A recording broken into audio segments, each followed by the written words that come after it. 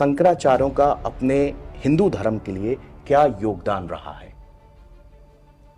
देखिए, शंकराचार्य जी का योगदान ये है कि उन्होंने जो एक सत्य सनातन मार्ग ऋषियों मुनियों के द्वारा दिखाया गया था, उसमें जो काई आने लग गई, उसमें जो घास फूस उगने लग गया, उसको समय समय पर उन्होंने हटाया। जब दूसरे लोग इतना ज़्यादा सामने आ जाते हैं कि सन्मार्ग ही लुप्त होने लग जाता है, लोगों को भ्रम जाल में डाल दिया जाता है, ठगी का धर्म के नाम पे ठगी होने लगती है, चीज़ें होने लगती हैं, तो उस समय फिर से शंकराचार्यों को निकल करके आ जाना पड़ता है।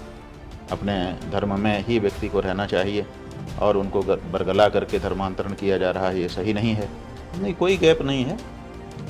ऐसा है कि हमने बताया ना कि जब एक बार मैदान में कोई आता है, ललकारता है, फिर शांति हो जाती है, फिर कुछ दिन तक कोई चुनौती नहीं देता है, फिर धीरे धीरे अनुपस्थिति का लाभ उठा करके फिर धीरे धीरे चुनौती बढ़ने लगती है। तो जब धीरे धीरे चुनौती आती है तो जो छोटे पंडित होते हैं, विद्वान होते हैं, वो लोग जूझते हैं, और फिर जब ऐसा लगता है कि अब किसी से नहीं संभल रहा है तो फिर से शंकराचार्य जी निकल के आ जाते हैं।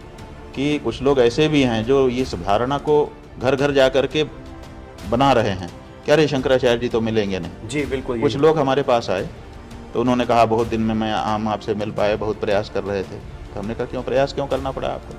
बोले नहीं, अमुक से मिले थे तो उन्होंने कहा कि 5 लाख लगेगा तब शंकराचार्य जी मिलेंगे। उन्होंने मिले थे तो उन्होंने कहा 2 लाख लगेगा तब शंकराचार्य जी मिलेंगे।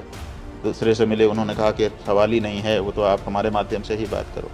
तो असल में ये बिचौलियों से मत आप प्रभावित होइए। और जब से गुरुकुल पद्धति नष्ट हुई है, नई शिक्षा नीति, इंडियन एजुकेशन एक्ट आया है, तब से भारत का जो गुरुत्व था वो समाप्त हो गया है। धर्म में राजनीति इन्वॉल्व और राजनीति में धर्म इन्वॉल्व, दोनों एक दूसरे का मिश्रण हो गए, जबकि दोनों एक अलग अलग विषय थे, हमेशा से रहे हैं। इस्लाम में प्रयोग किया गया कि एक ही व्यक्ति राष्ट्रपति भी होगा, वही खलीफा माने धर्माधिकारी भी होगा। कि हमारे जो पूर्वज थे उन्होंने पहले से ही, राजा अलग था और धर्माचार्य अलग था।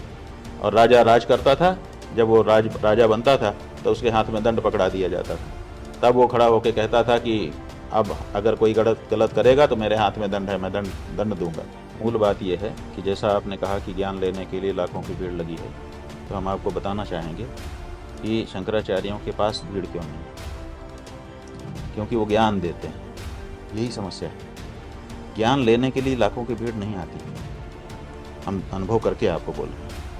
अभी यहाँ 25 लोग बैठे हो ना, तो अगर हमको देर हो रही हो तो हम ये नहीं कहते हैं कि जाइए, हम केवल एक ये ग्रंथ ऐसे खोल देते हैं और कहते हैं अच्छा सुनिए, और जैसे ही 2 लाइन पढ़ते हैं तो 25 में से 23 लोग उठ के खड़े हो जाते हैं कि अच्छा महाराज जी फिर हम आते हैं।